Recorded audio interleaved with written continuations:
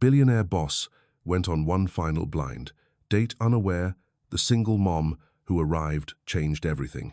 Hello everyone. Before we begin today's story, I have a small favor to ask. Please hit subscribe and turn on the notification bell so you never miss our channel's new videos. It is quick, free, and the best way to support us in bringing you more dramatic stories. Your support means the world to us. Where are you watching from? Drop your city or country in the comments below. Thank you very much. The silverware clinked softly against porcelain plates as warm light spilled across the elegant restaurant. In a quiet corner, Amelia Carter adjusted the strap of her worn dress and tried to smooth the wrinkles that refused to disappear. Her friend had begged her to go on this blind date, saying, "You deserve to feel normal again." But sitting among couples dressed in designer clothes, she felt anything but normal. The waiter's polite smile was practiced, yet his eyes gave her away a woman who clearly did not belong. She glanced at the empty chair across from her and checked the time again. 10 minutes late, maybe he would not come. Maybe that was for the best. She could go home to her daughter, heat up macaroni and cheese, and pretend this night never happened. Across the city, in the back of a sleek black car, Ethan Ward scrolled through his phone, half wishing he could cancel. He had promised his sister that this would be his final blind date. "You work too much," she had said. "Try being human for one evening." He had laughed then, but now the idea felt exhausting. The car stopped, and the driver opened the door. The scent of rain on pavement filled the air as Ethan stepped out, straightening his tailored suit. The hostess recognized him immediately, but he raised a hand for silence. "No introductions tonight," he murmured. "Just dinner." Inside, his eyes swept the room until they landed on her, the only woman who looked like she wanted to disappear. He almost turned away, assuming she was waiting for someone else, but something in her posture, the way she clutched her purse-like armor, made him pause. "Miss Carter?" he asked gently. Amelia looked up, startled. "You must be joking," she said before she could stop herself. "You are Ethan Ward?" "Guilty," he replied with a faint smile. "Mind if I sit?" She hesitated, glancing around as if expecting someone to stop him. "I think there has been a mistake," she said quietly. "I do not belong here." "Maybe neither do I," he answered, taking the seat anyway. The waiter approached, visibly flustered by the presence of a man whose face often appeared in business magazines.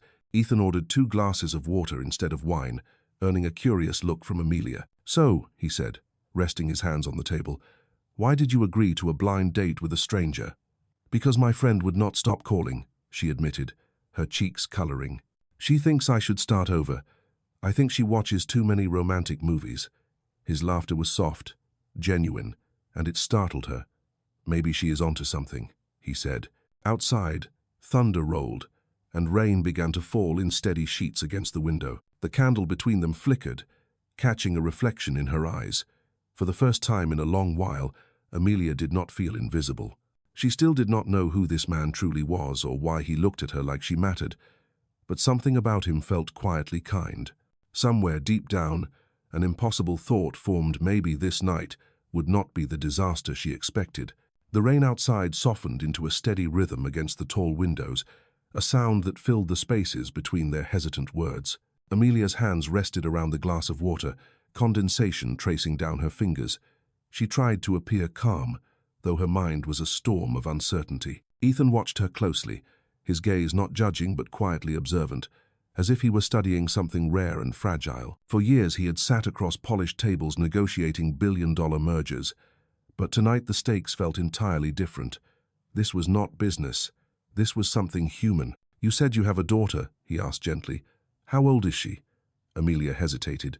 Most men lost interest the moment they heard the word child, but his tone carried no impatience, only genuine curiosity. "Her name is Lily," she said softly. "She is 6 years old. She loves painting and peanut butter sandwiches. She says colors talk to her." Ethan smiled. "Sounds like an artist." "Maybe," Amelia said, a small laugh escaping her. "She paints the sky purple because she says blue feels lonely." The way she said it made Ethan feel a quiet ache he could not name. He nodded slowly. "That is a beautiful thought." Their waiter approached again with menus, but Amelia shook her head. "Just soup, please," she said. "Tomato." Ethan glanced at her and noticed the brief flicker of discomfort when she saw the prices printed in small, elegant font. "Make that 2 soups," he added. "And grilled cheese sandwiches." The waiter blinked, surprised. "Very well, sir." When he left, Amelia looked at Ethan with a half smile. "Grilled cheese? Not exactly the usual billionaire order, I assume." "Comfort food," Ethan said simply. "It is underrated." A small silence followed, comfortable this time. Outside, lightning illuminated the city skyline, and for a moment Amelia's face reflected in the window beside his. She looked tired but brave, the kind of tired that came from loving too deeply and fighting too long. "So what do you do, Ethan?" she asked. "Something boring, I imagine, judging by your suit." He laughed, a sound that made nearby diners glance over curiously. "You are not wrong," he said. "I manage a company, mostly numbers, meetings, and people who pretend to laugh at my jokes. That sounds exhausting." "It is," he admitted. "That is why I agreed to this. My sister said maybe the problem is not the women I meet, but the version of myself I keep showing them." "And what version are you showing me now?" she asked, tilting her head. "The tired one," he said. "The one who just wants to eat soup with someone real." She met his eyes then, and something unspoken passed between them. It was not romantic yet, not even close. It was recognition. Two people who had both spent too long pretending to be fine. Their food arrived, simple and warm. The scent of buttered bread filled the air. For the first time in months, Amelia felt hunger return. They ate quietly, occasionally exchanging small smiles. When she accidentally dripped soup on the tablecloth, she gasped, dabbing at it with her napkin, but Ethan only chuckled. "It is just fabric," he said. "You would be surprised how many people spill things when they are nervous." "And how many blind dates have you been on exactly?" she teased. "Too many," he said, "but this one feels different." She looked down quickly, unsure how to respond. Across the restaurant, a few patrons had begun whispering. One man pointed discreetly toward Ethan. Recognition flickered in their eyes. Amelia followed their gaze and froze. "Wait," she whispered. "Why are people staring at you?" Ethan's jaw tightened slightly. He had hoped to avoid this. "Because they think they know me," he said carefully. "And do they?" she pressed, her voice trembling. "Who are you really, Ethan?" He opened his mouth to answer, but before he could, a familiar voice cut through the hum of the room. "Mr. Ward," the restaurant manager exclaimed as he hurried over, flustered. "We did not expect you tonight. Please allow us to move you to the private dining room." Every eye turned to them. Amelia's stomach dropped. Ethan's face went pale. "That will not be necessary," he said firmly, but the damage was done. Amelia's expression changed from confusion to disbelief. "You are that Ethan Ward," she whispered. "The CEO of Ward Holdings. I saw your face on the news last month." He reached for her hand, but she pulled it back as if burned. "You lied to me." "I never lied," he said quietly. "I just wanted one evening without being that person." "You should have told me," she said, her voice shaking. She stood, her chair scraping the floor. "People like you do not end up on blind dates with people like me." Rain battered the windows again, and Ethan felt the same helplessness he once thought he had outgrown. "Amelia, please wait." But she was already walking toward the door, her reflection fading in the glass as she stepped out into the storm. For the first time in years, Ethan Ward sat alone at a table, watching the door she had just walked through, realizing that for once he had truly wanted to be seen and had lost his chance. Rain fell in relentless sheets as Amelia hurried down the street, her shoes splashing through shallow puddles that gleamed beneath the city lights. The chill of the night seeped through her thin coat, but the cold inside her chest hurt worse. She had trusted him for a fleeting moment, had believed he might be different. Now she felt foolish. A black car slowed beside the curb, the window rolling down to reveal Ethan's face. "Amelia, please let me drive you home," he called through the rain. She shook her head. "No. Go back to your world, Mr. Ward." The title felt like a wall between them. She crossed the street before he could say anything more. Inside the car, Ethan leaned back against the seat, rain streaking across the windshield. He could have ordered the driver to follow her, but what would that solve? For years he had been surrounded by people who only listened because of his name.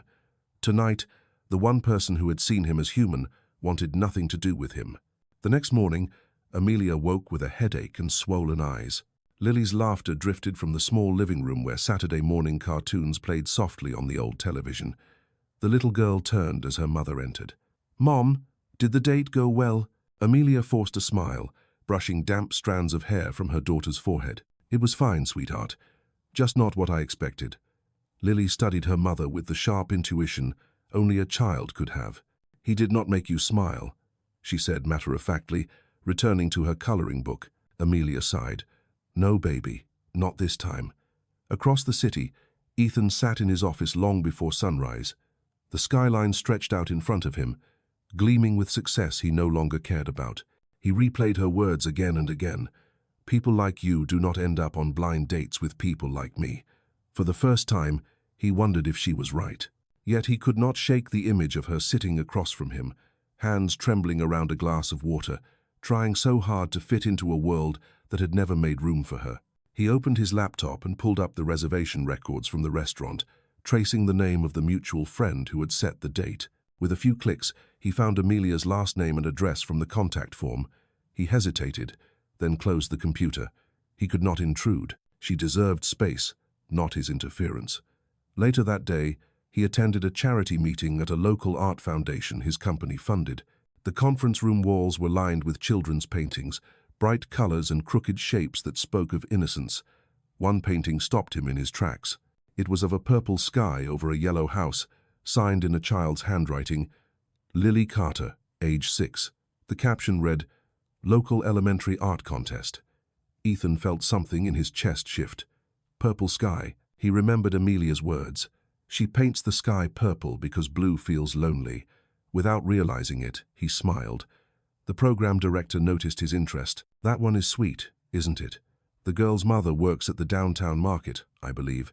She mentioned the piece was inspired by something her mom says about hope after storms." Ethan's throat tightened. "Can you tell me where I can purchase it?" he asked quietly. "It is for a charity auction next week," the director said, "but I'm sure the artist's mother would be thrilled to know her daughter's work caught your attention." Ethan nodded. "Please, make sure it is the first item I bid on." That evening, Amelia returned home from her part-time shift at the store, exhausted but smiling faintly as Lily ran to hug her. "Guess what, Mom? My teacher said someone important liked my painting." Amelia laughed, kneeling to hug her daughter tight. "That is wonderful, sweetheart.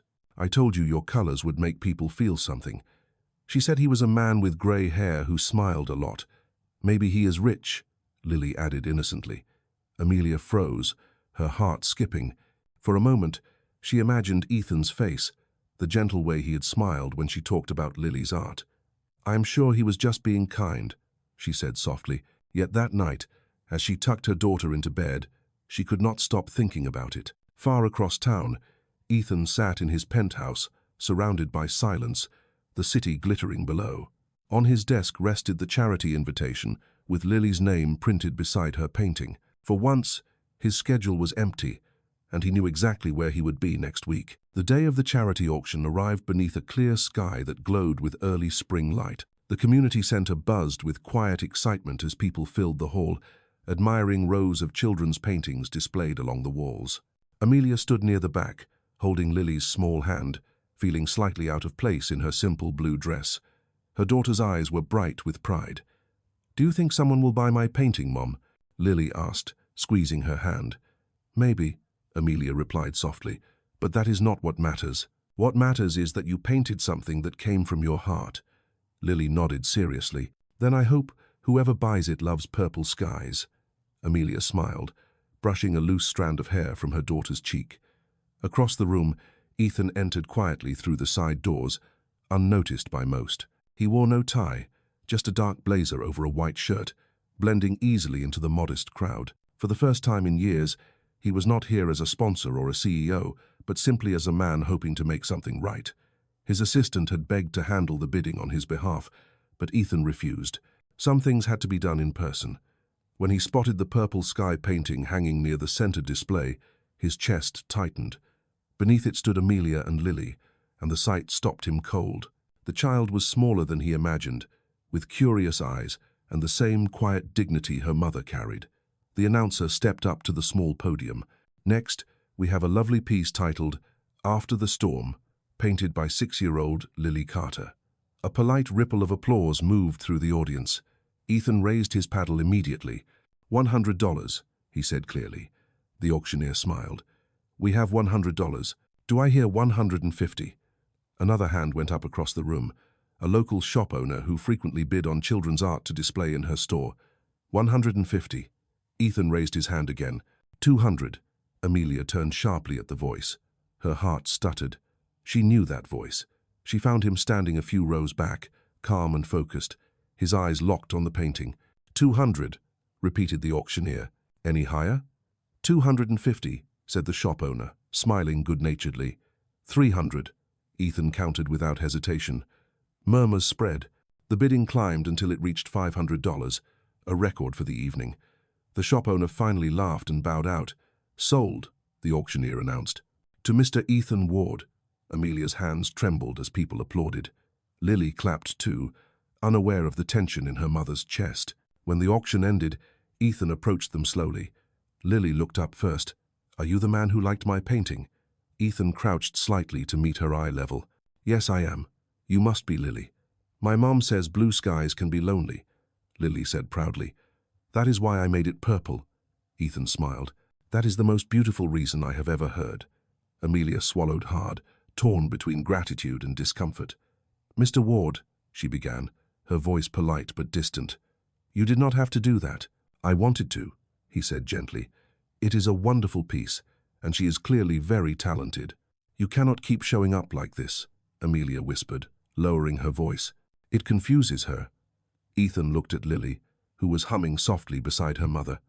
I am not here to confuse anyone, he said quietly. I just wanted to help, in the only way I knew how. Buying my daughter's painting does not fix what happened, Amelia said. Her tone was calm, but her eyes glistened. You had your world, and I have mine. Maybe they do not have to be so far apart, Ethan said. She opened her mouth to respond, but stopped when Lily tugged her sleeve. Mom, can we take a picture with him? He bought my art. Amelia hesitated, then nodded. A volunteer snapped a photo of the three of them in front of the painting, the billionaire, the single mother, and the little girl with paint on her fingers. When it was done, Ethan turned to Amelia one last time. If you ever need anything at all, call me, he said, slipping a small card into her hand. She did not look at it, only closed her fingers around it. Good night, Mr. Ward, she said softly, leading Lily toward the exit. Ethan watched them disappear into the crowd, the child's laughter echoing faintly. He glanced back at the painting one more time, the purple sky glowing under the hall's lights. For the first time in years, he felt something stir that no business success had ever given him hope. Days passed after the charity auction, and life for Amelia returned to its steady rhythm. She worked morning shifts at the grocery store, picked up Lily from school, and painted with her in the evenings on their tiny kitchen table. The painting Ethan had bought still hung at the community center, waiting to be collected, but Amelia had no intention of contacting him. She had kept his card tucked in a drawer, unread. She told herself that chapter was closed, yet sometimes at night, when the city lights flickered against her curtains, she found herself thinking about his quiet voice and the way he had looked at Lily with something like tenderness. Across town, Ethan sat in his office overlooking the skyline. Meetings and contracts filled his calendar, but his mind drifted elsewhere. The photo from the auction, the one where Lily's smile lit up the frame, had found its way onto his desk. He told himself it was for inspiration, a reminder that money meant nothing without meaning. Still, every time he saw Amelia's cautious expression beside her daughter, he felt the sting of regret. One Friday afternoon, fate intervened in a way neither of them could have predicted. Amelia's car, an aging sedan held together by hope and duct tape, sputtered to a stop on the side of a busy downtown street. The check engine light had been glowing for a week, but she could not afford a mechanic yet. She sat behind the wheel, heart sinking, as traffic roared around her. Lily was in the back seat, humming softly, clutching her backpack. It is all right, sweetheart, Amelia said, forcing calm into her voice. We will call for help. But her phone screen blinked red battery low, then went black. She exhaled shakily, stepping out into the cool wind to raise the hood, though she had no idea what she was looking for. Minutes later, a sleek black car slowed beside her. She tensed, shielding her eyes against the afternoon glare, and then froze. Ethan stepped out, concern etched across his face. Amelia, he said, surprised. Your car, it is fine, she interrupted quickly, embarrassed. It just stopped. I will figure it out. You cannot stay on the shoulder like this, he said gently. You are in a dangerous spot. Let me call a tow truck. No, she said too fast. You have done enough. He ignored the protest already dialing. It will be here in 10 minutes, he said, then crouched to meet Lily's eyes through the open car window. Hey there, artist. Looks like your mum's car needs a little help. Lily giggled. It makes funny noises when it starts. Ethan smiled. I have a car like that once. It sang every morning. Amelia could not help it. She laughed, a small sound that broke the tension. When the tow truck arrived, Ethan insisted on driving them home. You can refuse my help later, he said softly, but not while you are stranded. She hesitated, then nodded. Lily was already climbing into the back seat, chatting happily. The ride was quiet but not uncomfortable. The city passed by in streaks of gold and grey as the sun began to dip. You did not have to stop, Amelia said finally. I was not going to let you sit on the side of the highway, Ethan replied. Anyone would have done the same. Not anyone, she murmured. He glanced at her, but she was staring out the window, lost in thought. When they reached her apartment, she thanked him and unbuckled her seatbelt. I will pay you back for the tow, she said. You do not have to, he answered. Just promise me you will get the car checked before you drive again. I promise, she said, though she was not sure how she would afford it. Lily leaned forward from the back seat. Mom, can he come in? We have leftover cookies. Amelia froze. Ethan smiled softly. Only if it is all right with your mum. She hesitated, torn between pride and politeness.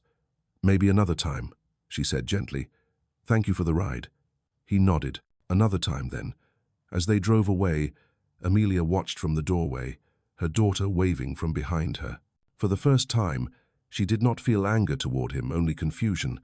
Ethan, meanwhile, drove through the fading light with a strange warmth spreading in his chest. He had not meant to find her again, yet somehow fate had placed her on his path once more, and this time he was not ready to walk away.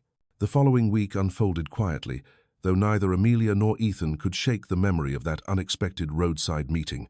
Amelia's car remained at the mechanic's shop, a looming expense she could not yet cover. She rode the bus to work, bundled against the early morning chill, replaying Ethan's words in her head. She had promised to get the car fixed, but promises did not pay bills. Meanwhile, Ethan found himself thinking of her more often than he cared to admit. Between board meetings and late-night calls, he caught himself wondering if she had managed to fix the car, if Lily had made it to school on time, if they were safe.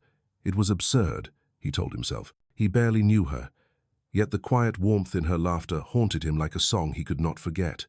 On Friday, fate intervened again. Amelia's manager at the grocery store called her into the back office, his tone apologetic but firm. We are cutting hours, he said. Corporate decision. I am sorry, Amelia, but your schedule will be reduced starting next week. The words landed like a weight in her stomach. I understand, she said softly, though she did not.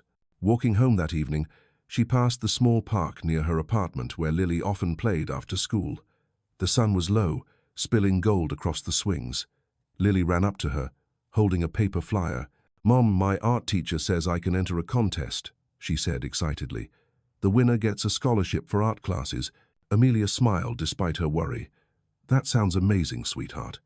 But I need new paints, Lily said. Mine are all dry. Amelia glanced at the price listed on the flyer, $20 for the entry fee, another $15 for supplies. It might as well have been a fortune. She forced a smile. We will find a way.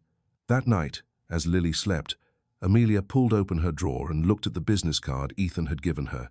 She traced the embossed letters with her thumb. She had told herself she would never call, but now she hesitated. She whispered into the quiet, I can handle this, and put the card back. Across the city, Ethan was leaving his office late when he saw a familiar figure outside the building's glass doors. It took a moment to recognize her. Amelia stood there, clutching a small envelope, rain misting her hair. Amelia, he said, surprised. What are you doing here? She looked flustered. I am sorry for showing up unannounced, she said quickly. I just came to return the money for the tow truck. You already helped more than enough. He frowned. You came all the way here for that? She nodded, extending the envelope.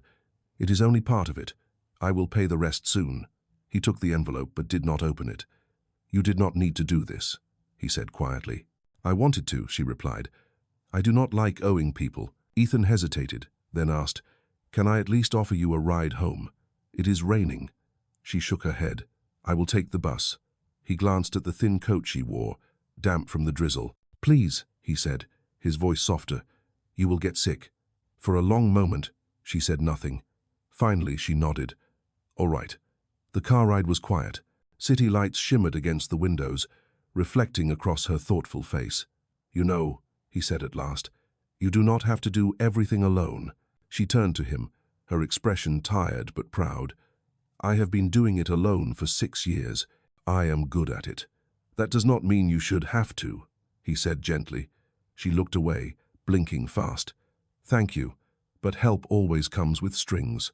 I cannot afford that." He wanted to tell her she was wrong, that not everyone expected something in return. But before he could, the car stopped in front of her apartment building. She opened the door, then paused. "Thank you for the ride, Mr. Ward." "Ethan," he corrected softly. "Good night, Ethan," she said, and disappeared inside. As he watched her climb the worn steps, something inside him settled with quiet certainty. She was proud, stubborn, and strong, and he was in more trouble than he had ever been. That night, Amelia sat by the window while Lily slept, the city lights flickering beyond the glass.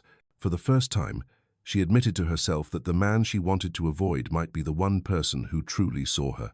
The following week unfolded with small, quiet shifts that neither Amelia nor Ethan could fully understand. Ethan found reasons to pass by the grocery store near her apartment on his way home, though he told himself it was coincidence. Once, he saw her at the register helping an elderly woman carry groceries to the parking lot.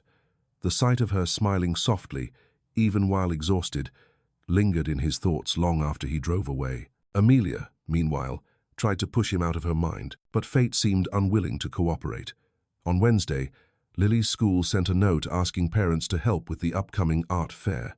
Amelia wanted to volunteer, but her reduced hours meant every shift counted. She tucked the note into her purse and promised Lily she would figure it out.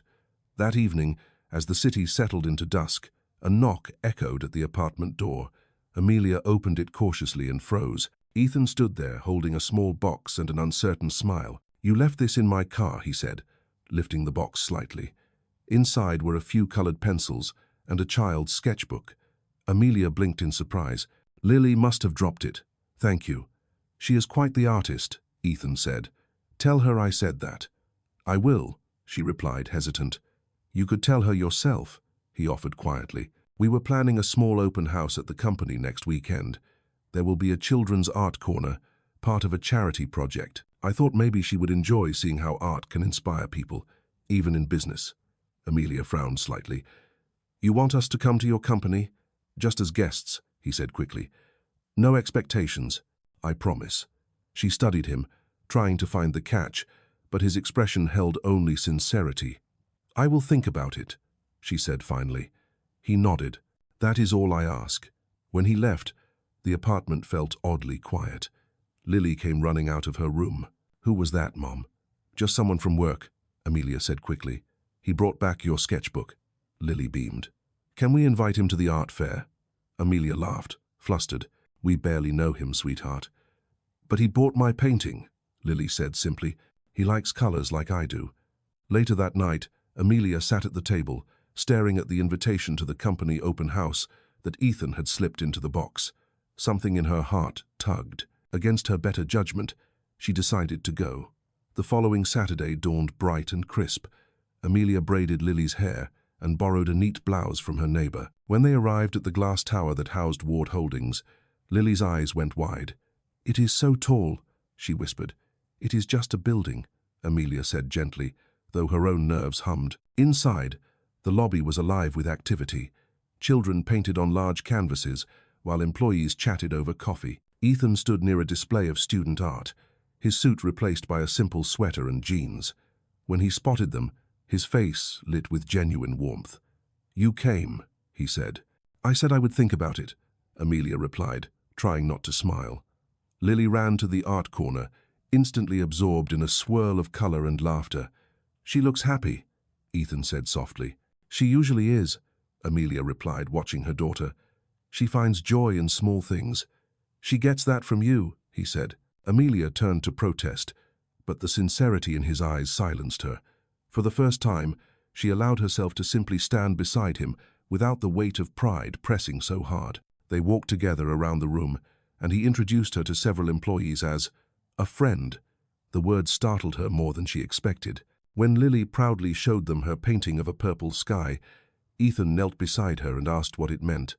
"It means the storm is over," Lily said seriously. The answer caught both adults off guard. Amelia blinked back tears. Ethan smiled softly, understanding more in that moment than words could convey. As they left later that afternoon, Amelia felt something she had not felt in a long time: lightness. Ethan watched them go, hands in his pockets, the sound of their laughter echoing faintly down the marble hall. For once, the building that had always represented power and pressure felt alive with something else: hope. The next few weeks passed with a quiet rhythm that felt almost like peace. Ethan and Amelia found themselves crossing paths more often, sometimes by coincidence, sometimes by quiet intention. He began stopping by the grocery store with small excuses, pretending to shop, but really hoping to see her. She would laugh softly when she caught him, pretending not to notice. For the first time in years, laughter came easily to her. Lily adored him too. Whenever Ethan visited, she would bombard him with stories about her school projects and her dream of painting a whole wall purple. Amelia pretended to scold her for talking too much, but she was secretly grateful for the joy Ethan brought into their little home. One Saturday morning, Ethan invited them both to the City Museum for an art exhibit featuring young local artists. "You will like it," he told Amelia. "It is about seeing beauty in ordinary things." She hesitated but agreed, mostly for Lily's sake. The museum was filled with soft light, the walls alive with color and texture. Lily ran ahead, her small sneakers echoing across the marble floor. Amelia walked beside Ethan, their steps falling into an easy rhythm. "You seem happier," he said after a moment. "I suppose I am," she admitted. "Life feels lighter lately." "Good," he said with a quiet smile. "You deserve that." They stopped in front of a painting of a storm breaking over a field of wildflowers. The caption read, "Resilience." Amelia stared at it, her eyes distant. "It reminds me of something my mother used to say," she murmured. "That sometimes life only gives you rain so you can learn to dance in it." Ethan looked at her then, really looked, and something in his chest shifted. She had lived through storms most people would not survive and somehow still found a way to speak softly about beauty. "You know," he said quietly, "I used to think success was about control, about never letting life surprise me, but then you showed up and everything changed." She blinked, startled by the honesty in his tone. Before she could answer, Lily called from across the room. "Mom, look!" She was pointing at a table of free art supplies for children. "Can I paint something?" "Of course," Amelia said, smiling. As Lily painted, Ethan watched them both, the way Amelia knelt beside her daughter, the way their laughter filled the quiet corners of the museum. He realized then that he wanted to be part of that warmth, that life. But he also knew how fragile it was. Later that afternoon, as they were leaving, a woman approached Ethan near the entrance. She was elegant, confident, and clearly familiar with him. "Ethan," she said warmly, "the board meeting on Tuesday, should I have the report sent to your home or the office?" Amelia froze mid-step. The nameplate on the woman's badge read Claire Davidson, Ward Holdings Executive Vice President. "Send them to the office," Ethan replied quickly, glancing at Amelia. "We can talk Monday." Claire smiled politely at Amelia and Lily. "You must be friends of Mr. Ward," she said. Amelia forced a smile. "Something like that." When the woman walked away, Amelia's posture stiffened. "So that is who you really are at work," she said softly. "The man people report to." Ethan sighed. "It is complicated. Claire is part of my management team, that is all. It is not her I am worried about," Amelia said. "It is the world you live in. I do not belong there, Ethan." He reached for her hand, but she stepped back. "You do not have to belong anywhere but here, with me," he said earnestly. "It is not that simple," she whispered. "It never is." Lily tugged her sleeve, unaware of the tension. "Mom, can we get ice cream?" Amelia nodded quickly. "Yes, sweetheart." They left the museum, the air thick with words left unsaid. Ethan watched them walk away, his chest tight. For the first time, he felt the fragile balance between their worlds begin to crack. Back at her apartment, Amelia tucked Lily into bed and sat by the window long after the lights went out. She thought about the way Claire had looked at Ethan, the way people had greeted him with deference. He had power, wealth, and influence, everything she had spent her life running from. Yet when she thought of his smile, the way he listened when no one else did, she felt something deeper than fear. She whispered into the quiet night, "Why did you have to be him?" Miles away, Ethan stood in his penthouse, staring at the city below. The silence pressed heavy, but beneath it was determination. He had spent his life building walls of glass and steel, but for the first time, he wanted to build something human, and he was not ready to give up on her. The days that followed were heavy with silence. Amelia kept herself busy with work and with caring for Lily, pretending that the tension inside her chest was just fatigue. She told herself she was doing the right thing by keeping her distance from Ethan. He belonged to a world where people wore polished smiles and made decisions that shaped cities. She was just trying to pay rent and keep her daughter safe. But late at night, when the apartment was quiet and Lily was asleep, Amelia caught herself replaying their last conversation. The way he had said she did not have to belong anywhere but with him echoed in her mind like a promise she was too afraid to believe. Across town, Ethan buried himself in work. Board meetings blurred together, and his assistant noticed how distracted he had become. "You seem tired," she remarked gently one morning.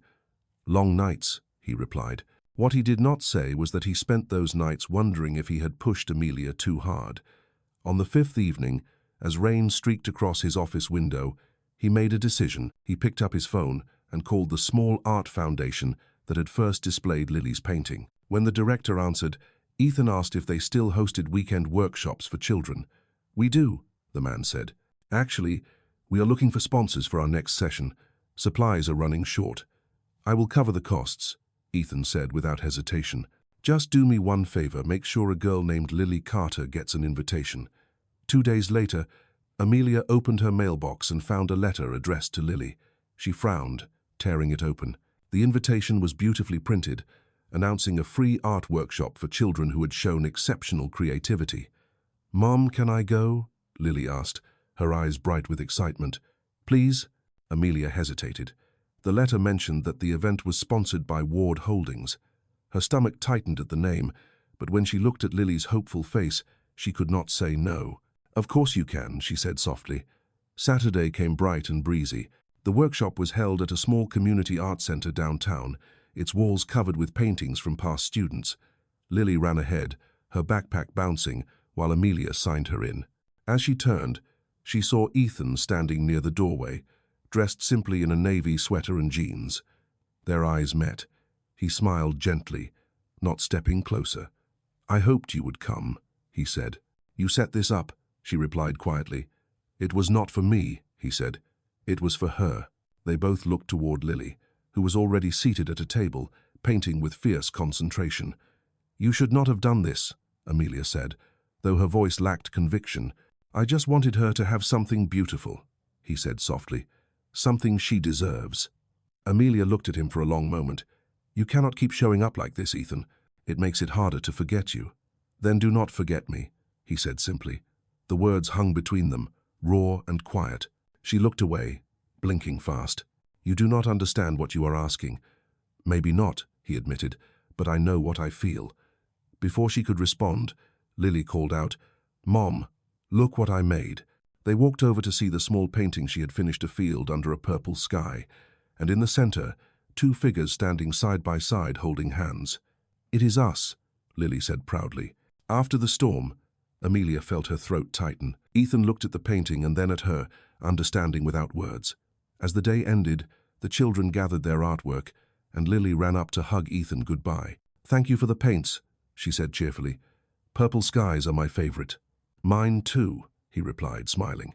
Amelia stood beside them, her defenses softening just a little. As they walked home later, she held Lily's hand tighter, the sound of her laughter echoing down the street. She told herself this was just kindness, that nothing had changed.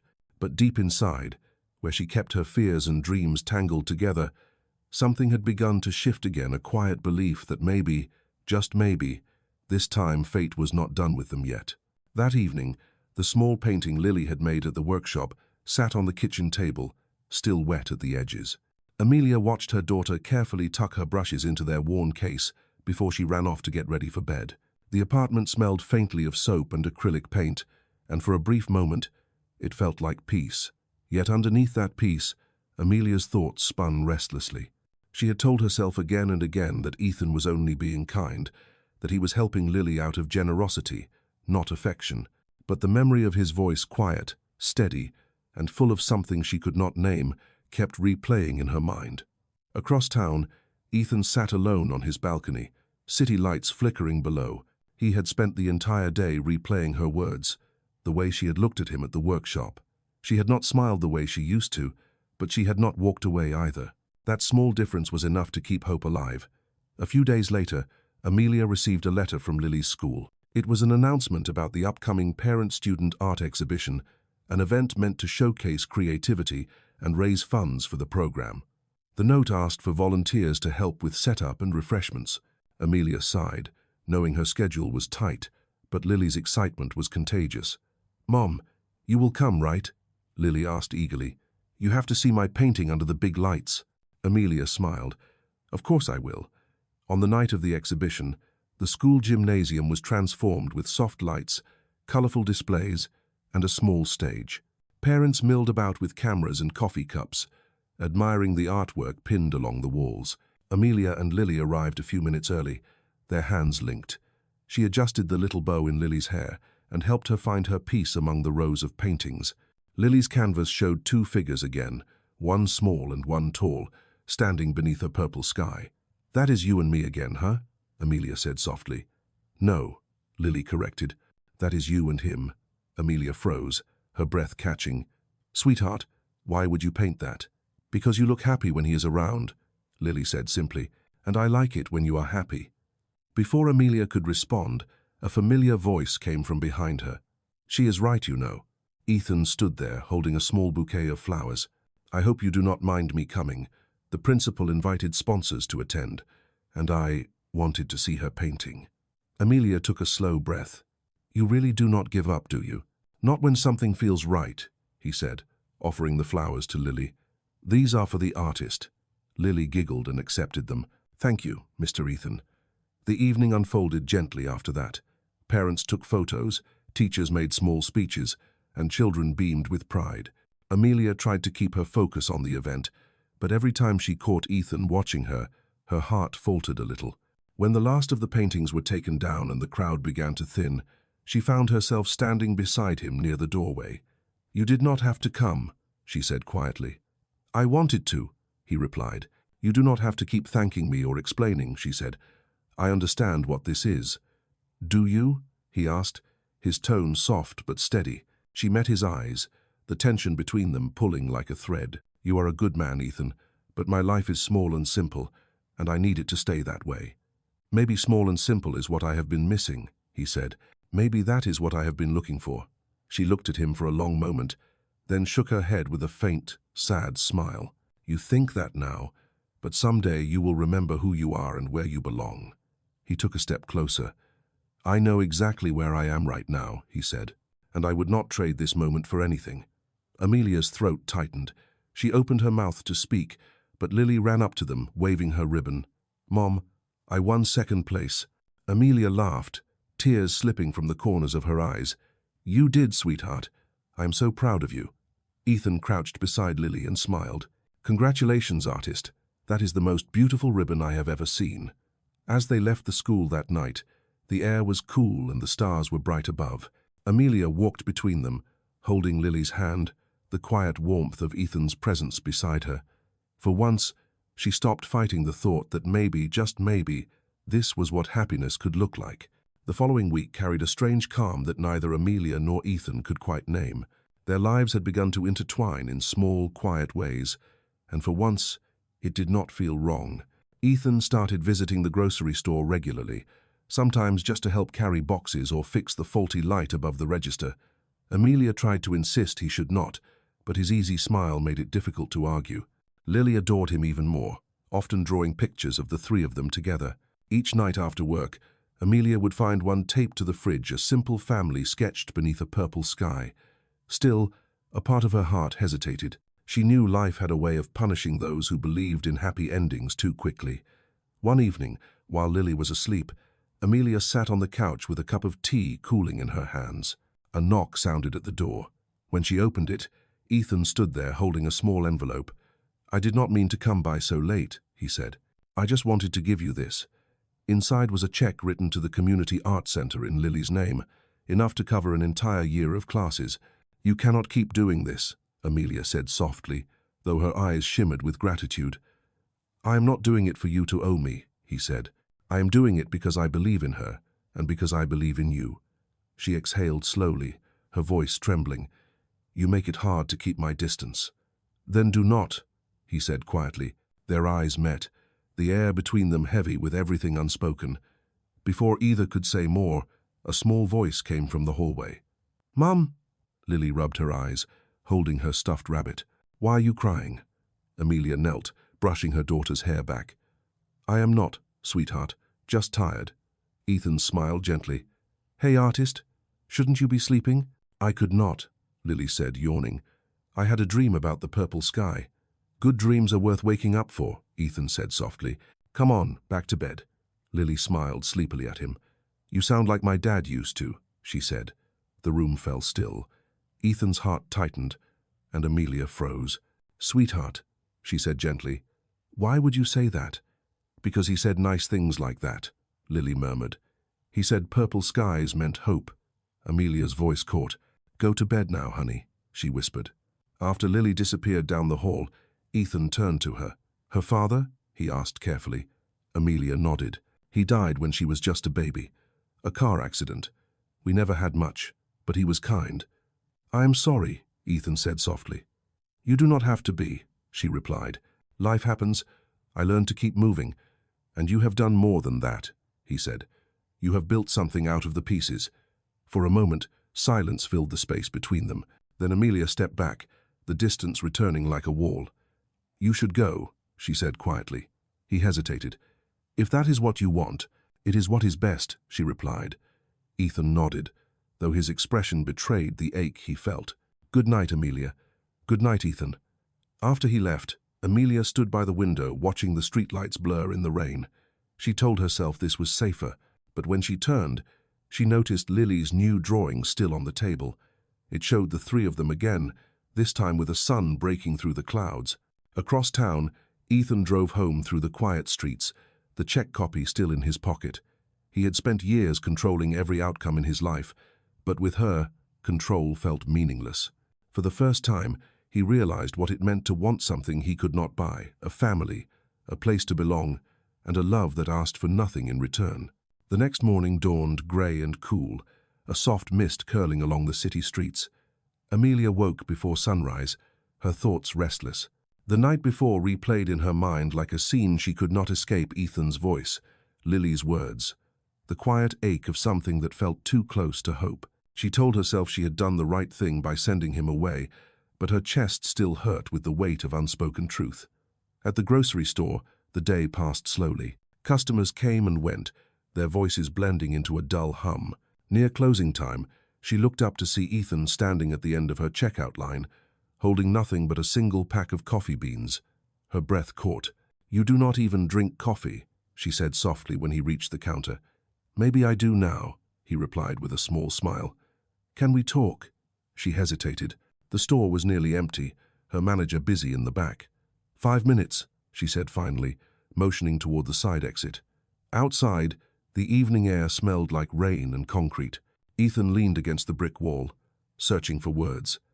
"I know you are afraid," he said, "and I know you think this will end like every story that starts with two people from different worlds.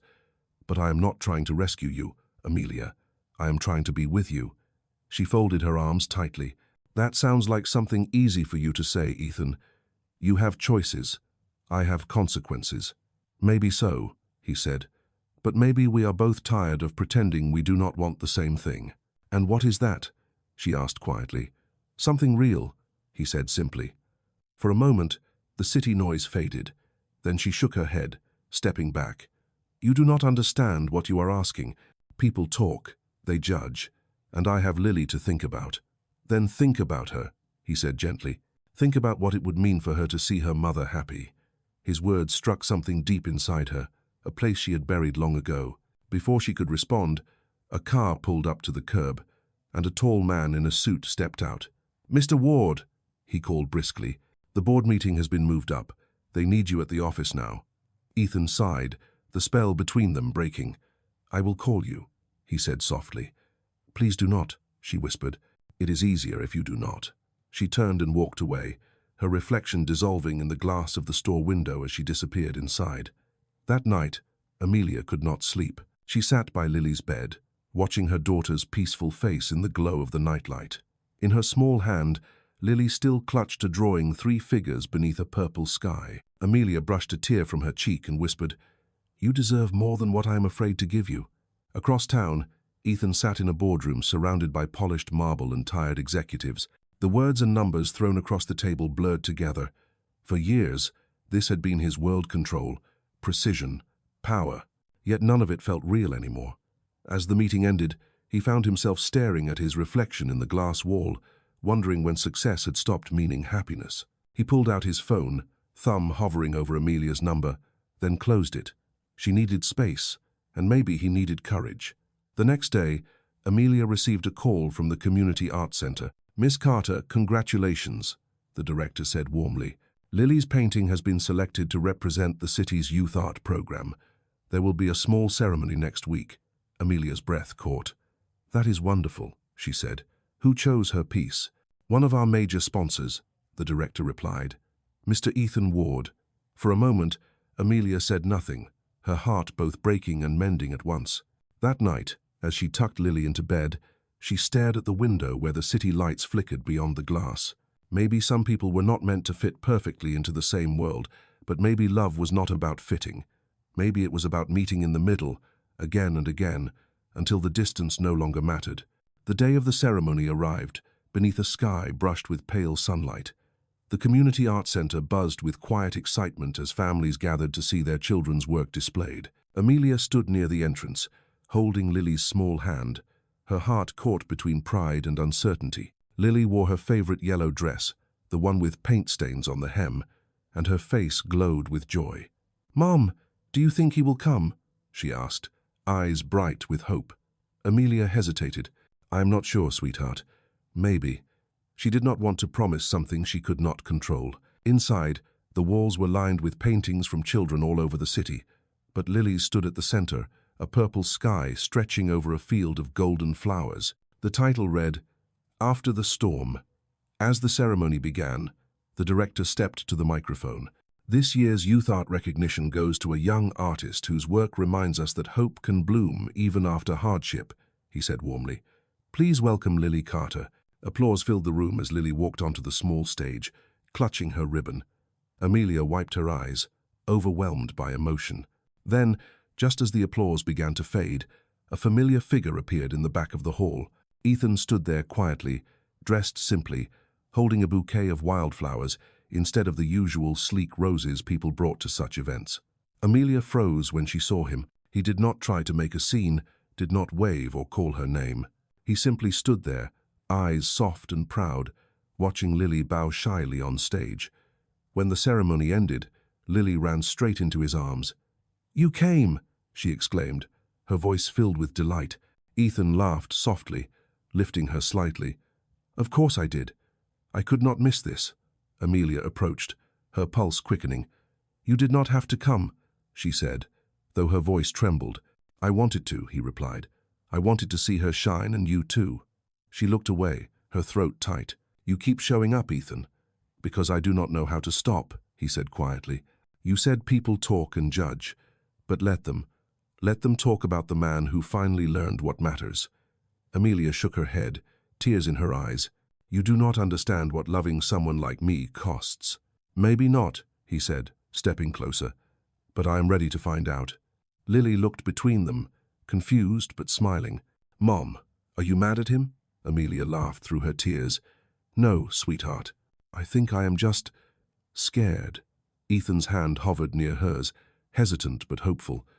"Then let me help you not be," he said, "not by fixing your life, but by walking beside you in it." For a long moment, she said nothing. The noise of the crowd faded into the hum of her heartbeat. Then she took a deep breath and reached for his hand. The touch was small, trembling but real. Lily squealed with happiness, wrapping her arms around both of them. "Now we all match," she said proudly. "Purple sky and everything." Everyone nearby smiled at the scene, unaware of the long road that had led them there. Later, as they stepped outside, the evening sun broke through the clouds, bathing the city in soft golden light. Ethan looked up and said with a quiet smile, "Purple sky tonight." Amelia nodded, tears glinting in her eyes. "After the storm," she whispered. They stood there for a while, the three of them, as the world moved gently around them. For the first time in years, Amelia felt the weight lift from her shoulders, replaced by something tender and new. Love, she realized, was not about grand gestures or perfect timing. It was about showing up again and again, even when the storm tried to return. Ethan squeezed her hand, and she squeezed back, the simple rhythm saying everything words could not. That night, as they walked home together under the fading sunset, the sky above turned shades of violet and gold. It looked, to all three of them, exactly like hope.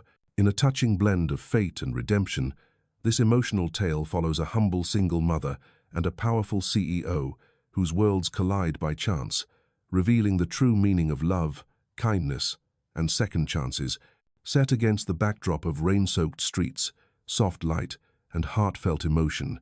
It captures the essence of healing through compassion and courage, perfect for audiences who love millionaire stories filled with warmth, resilience, and humanity. Through the bond between a struggling mother, her spirited daughter, and a man rediscovering his soul, this story reminds viewers that even the wealthiest hearts can feel empty without love. Blending cinematic tension and tender simplicity, it transforms the typical millionaire stories genre into something timeless and deeply human. As each moment unfolds, viewers are drawn into a journey where power meets humility and destiny, whispers softly through everyday miracles, rich with emotion and meaning. It stands as one of those millionaire stories that make you believe in goodness again, a moving reminder that true worth is not counted in riches, but in the courage to care. This heartfelt narrative adds soul to the world of millionaire stories, turning success into something profoundly human.